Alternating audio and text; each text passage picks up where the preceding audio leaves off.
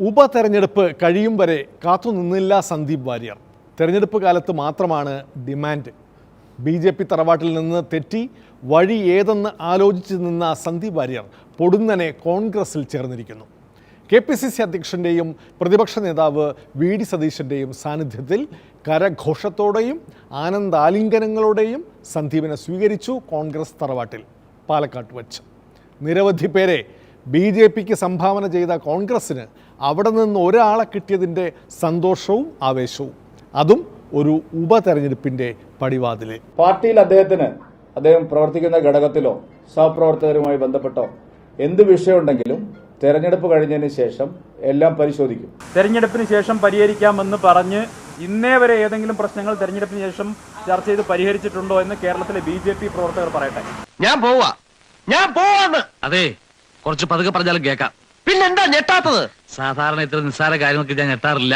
ഓഹോ, എന്റെ അടുത്താ കളി. ഞാനിത് കുറെ കണ്ടിട്ട് തന്നെ വന്നിരിക്കുന്നത്. സന്ദീപ് വാര്യർ കോൺഗ്രസിൽ BJPയോടിടഞ്ഞ സന്ദീപിനെ കരഘോഷത്തോടെ സ്വീകരിച്ച നേതാക്കൾ.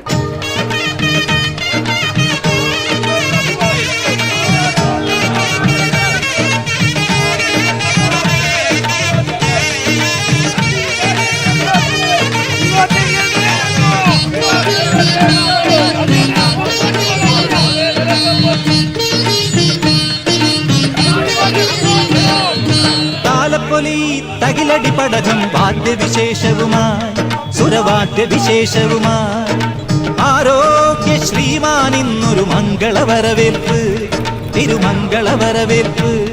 ഗജരാജനകമ്പടിയുണ്ട്, പടനായകർ മുമ്പിലുമുണ്ട്, മൂളക്കം മൂളിവരും മഞ്ചലുമാളോരേ. കുറെ കാലമായി BJPയുടെ മുഖവും ശബ്ദവുമായിരുന്നു ശ്രീ സന്ദീപ് വാര്യർ.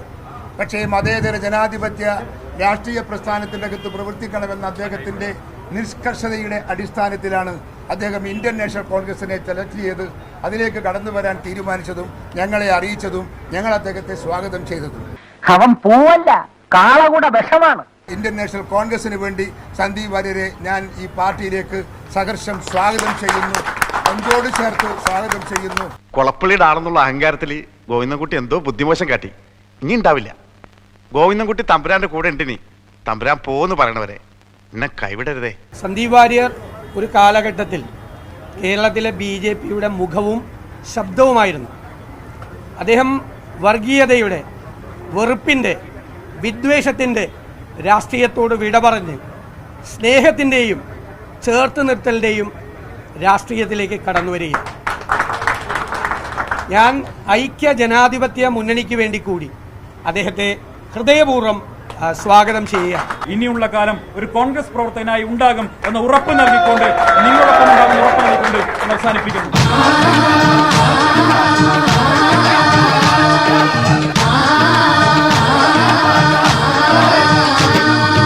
വെറുപ്പുൽപാദന ഫാക്ടറിയിൽ നിന്നിറങ്ങി മൊഹബത് കി ദുക്കാൻ അഥവാ സ്നേഹത്തിൻ്റെ കടയിൽ കയറി സർബത്ത് കുടിച്ച അനുഭവമാണത്രേ സന്ദീപ് വാര്യർക്ക്. തെരഞ്ഞെടുപ്പ് കൺവെൻഷനിൽ ഒരു കസേര കിട്ടാത്തതാണല്ലോ അവസാനത്തെ വിഷയം. മൊഹബത്തിൻ്റെ കടയിൽ സന്ദീപിന് ഒരുപാട് കസേരകൾ കിട്ടട്ടെ എന്ന് പഴയ ബോസിൻ്റെ ആശംസ, കൂടെ മുറുകെ പിടിച്ചോളണം എന്ന് കോൺഗ്രസിന് ഉപദേശവും.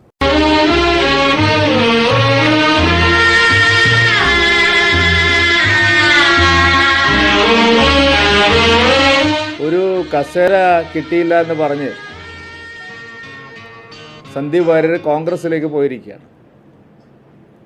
മുഹബത് കാ ദുക്കാനിൽ സന്ദീപിന് വലിയ കസേരകൾ കിട്ടട്ടെ എന്ന് ഞാൻ ആശംസിക്കുകയാണ്. മംഗളം നേരുന്നു ഞാൻ മനസ്വിനി, മംഗളം നേരുന്നു ഞാൻ.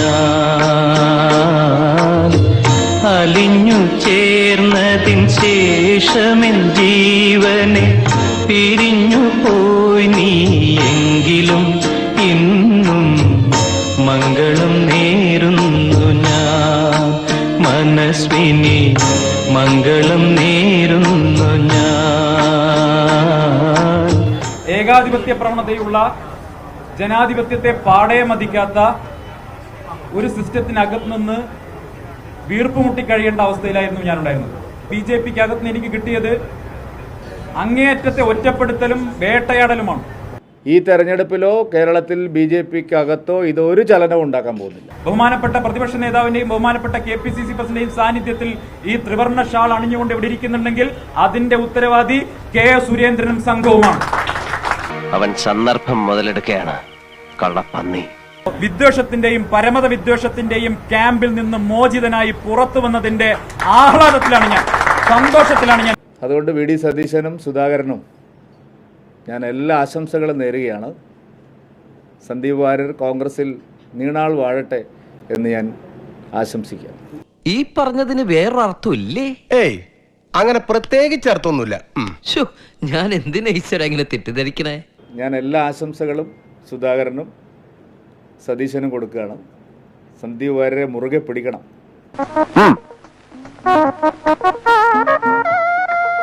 ഞങ്ങൾ ഒന്നാണ്. സരിന് പിന്നാലെ BJP ക്യാമ്പിൽ നിന്ന് സന്ദീപ് വാര്യരെയും ഇടതുപക്ഷത്തെത്തിക്കാം എന്ന് വിചാരിച്ച CPMന് നിരാശ. സന്ദീപ് വളരെ നല്ല പയ്യൻ എന്ന് ബാലേട്ടനൊക്കെ പറഞ്ഞിരുന്നു. ഇനിയിപ്പോൾ കിട്ടാത്ത മുന്തിരി കൂടുതൽ പുളിക്കും. സന്ദീപ് വാര്യർ ഉൾപ്പെടെയുള്ള ആളുകൾ BJPയുമായിട്ട് തെറ്റി നിൽക്കുന്നു എന്നുള്ളത് സത്യമാണ്. അതിപ്പോൾ ആരൊക്കെ വരുന്നോ നോക്കട്ടെ. വേണമെങ്കിൽ ഞാനും കൂടെ വരാൻ കേട്ടാ.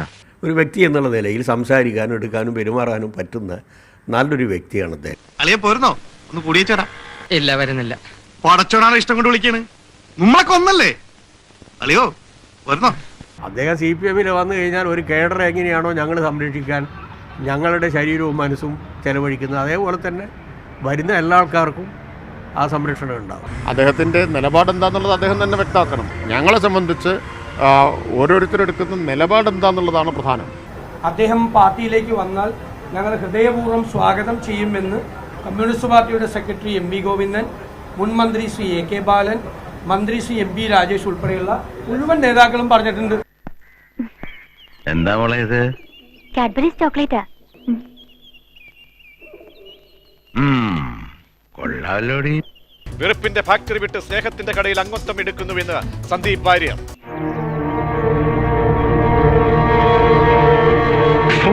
എന്താ പച്ച?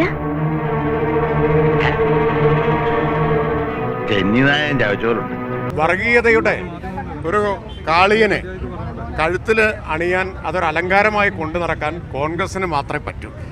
അത് കോൺഗ്രസ് തന്നെയാണ് അത് അലങ്കാരമായിട്ട് കൊണ്ടു നടക്കേണ്ടത്. ഞങ്ങളെ സംബന്ധിച്ച് അത്തരമൊരാളെ എടുക്കുന്നത് ചിന്തിക്കാൻ പോലും കഴിയുന്ന കാര്യമായിരുന്നില്ല. നന്നായി അത് പോയത്. സമാധാനമുണ്ട്. നിനക്ക് ഇപ്പോഴും നല്ല വിഷമമുണ്ടല്ലേ? കുറേശ്ശെ. ചാനലുകളിൽ BJP വക്താവായിരുന്ന സന്ദീപ് ഇനി കോൺഗ്രസിൻ്റെ വക്താവാവും എന്നാണ് കേട്ടത്. പഴയ എതിരാളിയെ നഷ്ടപ്പെടുന്നതിലാണ് ജ്യോതികുമാർ ചാമക്കാലെ പോലുള്ള കോൺഗ്രസ് വക്താക്കളുടെ വിഷമം.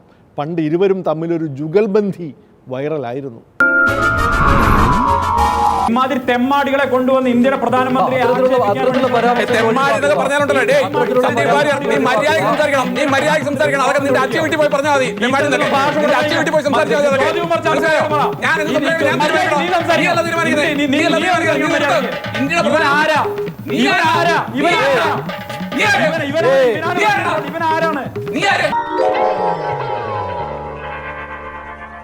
ഒരു എതിരാളി കുറഞ്ഞു പോയി എന്നുള്ളൊരു വിഷമമുണ്ട്. ഒരു ഗോതയിൽ പരസ്പരം മല്ലടിച്ചുകൊണ്ടിരുന്നവർ ഒന്നിച്ച് നിൽക്കുമ്പോൾ ഒരു ബുദ്ധിമുട്ട് രാഷ്ട്രീയമായിട്ടല്ല, ഞങ്ങളുടെ ഒരു അവസരങ്ങളെ സംബന്ധിച്ച്. അതായത് നിങ്ങളെപ്പോലുള്ളവർക്ക് ഇത്തരത്തിൽ എന്താ പറയുന്നത് എരിവും പുളിയും നൽകിക്കൊണ്ടിരുന്നത് സ്വാഭാവികമായിട്ടും ഞങ്ങൾ തമ്മിലുള്ള ഒരു പക്ഷേ കേരളത്തിലെ മലയാളത്തിലെ ചാനലുകളിൽ ഏറ്റവും വൈറലായിട്ടുള്ള അല്ലെങ്കിൽ ഏറ്റവും ഹോട്ടായിട്ടുള്ള അതായത് ഒന്നുകൂടി വൈറലാവും. അതാകട്ടെ, അത് സ്വാഭാവികമാണല്ലോ അത്തരം കാര്യങ്ങളിൽ. ഏതായാലും സന്തോഷമുണ്ട്. ഞങ്ങളുടെ വീട്ടിലേക്ക് തന്നെ അദ്ദേഹം മടങ്ങിയെത്തി. അളിയന്റെ മനസ്സ് കാണാൻ ഞാൻ വൈകിപ്പോയി. എതിർ ഗ്രൂപ്പിൽ നിന്ന് അളിയനെതിരെ കളിച്ചതിന് എന്നോട് പൊറുക്കണം. അതൊന്നും സാരമില്ല.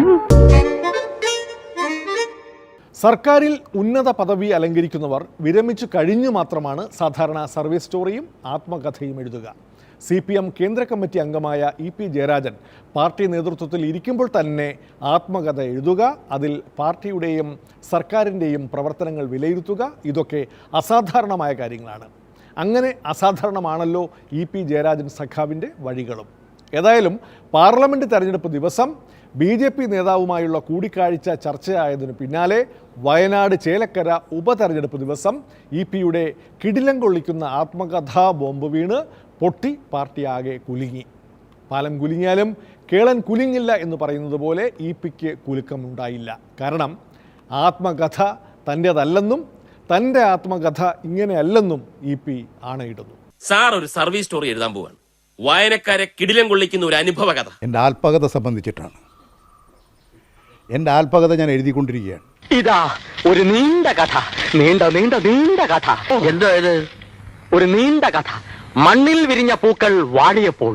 ഇത് വായിച്ചാൽ പെണ്ണുങ്ങൾ കരയും, ആണുങ്ങൾക്ക് കലി വരും, കുട്ടികൾ ചിരിക്കും, സിനിമാക്കാർ വായിക്കും, കാശി തന്ന് വാങ്ങിക്കും. എന്താ ഇതിന്റെ കഥ? പോളിംഗ് ദിനത്തിൽ CPM-നെ വീണ്ടും മാപ്പിലാക്കി ഇ.പി. ജയരാജൻ. രണ്ടാം പിണറായി സർക്കാർ ദുർബലമെന്ന് തുറന്നടിച്ച് ആത്മകഥ. മുഖ്യമന്ത്രി പിണറായി വിജയനെ രൂക്ഷമായി വിമർശിച്ച് തെരഞ്ഞെടുപ്പ് ദിവസം മുതിർന്ന നേതാവ് ഇ.പി. ജയരാജന്റെ ആത്മകഥ പുറത്തു വന്നത് കാലത്തിന് കണക്ക് ചോദിക്കലാണ് എന്ന് CPM-ന്റെ നേതാക്കൾ മനസ്സിലാക്കണം. ഇതൊക്കെ ഒരു കാലത്തിന്റെ കാവ്യനീതിയാണ്. ഒരു പേജുള്ള ഒരു കത്തുമ്മ തുടങ്ങിയ ഈ തെരഞ്ഞെടുപ്പ് അവസാനം 180 പേജുള്ള ഒരു പുസ്തകത്തിൽ അവസാനിക്കുന്ന രസകരമായ കാഴ്ചയാണ് കാണുന്നത്. ആരാ? ഞാൻ മനോഹരൻ മംഗളോദയം. മനസ്സിലൊരു കുളിർമഴ. അതെ, എന്റെ തൂലികയിൽ നിന്ന് നടന്നു വീണ മറ്റൊരു മുത്തുമണിയാണ്. അത് പ്രസിദ്ധീകരിക്കാൻ ഒരാളെയും ചുമതലപ്പെടുത്തിയിട്ടില്ല. ഞാൻ എഴുതിയിടത്തോളമുള്ള കാര്യങ്ങൾ അത് പ്രിന്റ് ചെയ്യുന്നതിന് വേണ്ടി ആരെയും ഏൽപ്പിച്ചിട്ടില്ല. പിന്നെ അദ്ദേഹം പറയുന്നുണ്ട് ഈ പ്രസിദ്ധീകരണം എൻ്റെ സമ്മതത്തോടെയല്ല, ഞാൻ അറിയില്ല. അതൊരു ശുദ്ധ അസംബന്ധമാണ്, കളവാണ്. എന്റെ വഴിപിഴച്ച പ്രണയം വായിച്ചിട്ടുണ്ടോ? ഞാൻ ഈ കൂറകളൊന്നും വായിക്കാറില്ല. ഒന്ന് വായിച്ചു നോക്കണം. ഇപ്പൊ ആത്മകഥ നിഷേധിക്കുക. ആകാശത്ത് നിന്ന് ഒരാളുടെ ആത്മകഥ എഴുതാൻ പറ്റുമോ? ആകാശത്ത് നിന്ന് ഇപ്പം എല്ലാവർക്കും അവൈലബിൾ ആണ്. 178 ഒറ്റ പേജുള്ള ആ ആത്മകഥ എല്ലാവർക്കും അറിയാം. ഇന്ന് വന്നിട്ടുള്ള ഒരു കാര്യവും ഞാൻ എഴുതിയതല്ല. ഞാനല്ല, എന്റെ ഗർഭം ഇങ്ങനല്ല. അദ്ദേഹം പറഞ്ഞില്ലേ എന്ന് അദ്ദേഹത്തിന്റെ അറിവോടുകൂടിയല്ല എന്ന് അദ്ദേഹം പറഞ്ഞു കഴിഞ്ഞാൽ അതിന്റെ മേലെ കയറിയിട്ട് വെറുതെ ആവശ്യമില്ലാതെ ചർച്ച നടത്തുന്ന വല്ല കാര്യമുണ്ടോ? സംശയം ഉണ്ടെങ്കിൽ ആ ഗിരിനഗർ കോളനിയിൽ ഒന്ന് അന്വേഷിച്ച് നോക്കിയാട്ടെ. ആരെപ്പറ്റിയാണോ ആ പുസ്തകത്തെ പറ്റിയെല്ലാം പറഞ്ഞിട്ടുള്ളത് അദ്ദേഹം തന്നെ അതിനിശ്ചിതമായിട്ട് അത്തരത്തിലുള്ള ഒരു കാര്യവും ഇല്ല എന്ന് പറഞ്ഞു കഴിഞ്ഞ സാഹചര്യത്തിൽ ജയരാജൻ പറയുന്നത് വിശ്വസിക്കുക എന്നുള്ളത് തന്നെയാണ് പാർട്ടിക്ക് ചെയ്യാൻ സാധിക്കുന്ന കാര്യം. അതെ, അത്ര ഡീറ്റെയിൽ ആയിട്ടൊന്നും അന്വേഷിക്കണ്ട കേട്ടോ. എല്ലാ കാലത്തും കട്ടൻ ചായയും പരിപ്പ് വടയും കഴിച്ച് കമ്മ്യൂണിസ്റ്റ് പാർട്ടി പ്രവർത്തനം സാധ്യമാണോ എന്ന് ഒരിക്കൽ ചോദിച്ചത് ഇ.പി. ജയരാജനാണ്. ഇ.പിയെ ട്രോളാൻ ഉപയോഗിച്ച കട്ടൻ ചായയും പരിപ്പ് വടയും തന്നെ ആത്മകഥയുടെ ടൈറ്റിലും. താൻ ഇങ്ങനെ ഒരു ടൈറ്റിൽ കണ്ടിട്ടേയില്ലെന്ന് ഇ.പി. ജയരാജൻ പറയുന്നു. അങ്ങനെയെങ്കിൽ ഇത് ആരുടെ കട്ടൻ ചായയും പരിപ്പ് വടയും? ആരെങ്കിലും കൊടുക്കുക പേര്? ആ കട്ടൻ ചായയും പരിപ്പട എന്നുള്ള പേര് ആരെങ്കിലും കൊടുക്കുവോ? പരിപ്പോടെ എവിടെയോ? ഇന്ന് പരിപ്പോടെ ഉണ്ടാക്കില്ല സാർ.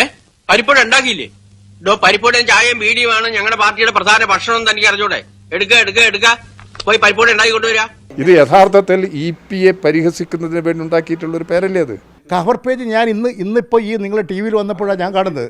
എന്താ പേര്? കട്ടൻ ചായയും പരിപ്പുവടയും. നല്ല പേര്. കട്ടൻ ചായയും പരിപ്പട എന്നുള്ള പേര് ആരെങ്കിലും കൊടുക്കുവോ? കട്ടൻ ചായയും പരിപ്പുവടയും ഞാൻ എൻ്റെ ബുക്കിന്റെ കവർ പേജ് കൊടുക്കുമോ? ബാക്കിയെല്ലായിടത്ത് പപ്സ, ഈടെ മാത്രം പരിപ്പുവട. ഇതിലെങ്കിലും നവോത്ഥാനം കാണിച്ചു. ആ പേര് ഞാൻ ഇട്ടിട്ടേ ഇല്ല എന്നാണ് ജയരാജൻ പറയുന്നത്. അങ്ങനെ ഒരു പേര് ഞാൻ ഇട്ടിട്ടില്ല എന്ന് ജയരാജൻ പറഞ്ഞിരിക്കുകയാണ്.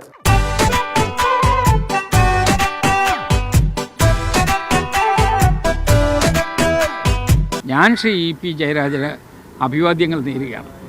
അദ്ദേഹം ഭംഗിയായി ഇനി എഴുതട്ടെ, മറ്റ് കാര്യങ്ങൾ കൂടി പുറത്തു വരട്ടെ, ജനങ്ങൾ അറിയട്ടെ. ഇ.പി. ജയരാജന് ഇന്നത്തെ കമ്പോളത്തിൽ മാർക്കറ്റ് കൂടി എന്നുള്ളതാണ് എൻ്റെ വിശ്വാസം. ഞാൻ എഴുതിയതായാലും ഇത് എല്ലാവരും മനസ്സിലാക്കട്ടെ എന്താ പുസ്തകത്തിലുള്ളതെന്ന്. അതുകൊണ്ട് വേഗത്തിൽ തന്നെ പൂർത്തിയാക്കി പ്രസിദ്ധീകരിക്കാൻ നടപടി സ്വീകരിക്കാം. ഒന്നെങ്കിൽ ഒരു എഡിറ്റർ ആകുക, ഇല്ലെങ്കിൽ ഒരു സാഹിത്യകാരനാകുക. അതൊന്നുമല്ല ഞാൻ പറയാൻ വന്നത്. നീ കോമഡി എഴുതണം, മറ്റൊന്നും വേണ്ട. നിനക്ക് പറ്റിയ അബദ്ധങ്ങൾ മാത്രം കുറിച്ചിട്ടാ മതി. അത് തന്നെ ധാരാളം ഉണ്ടല്ലോ.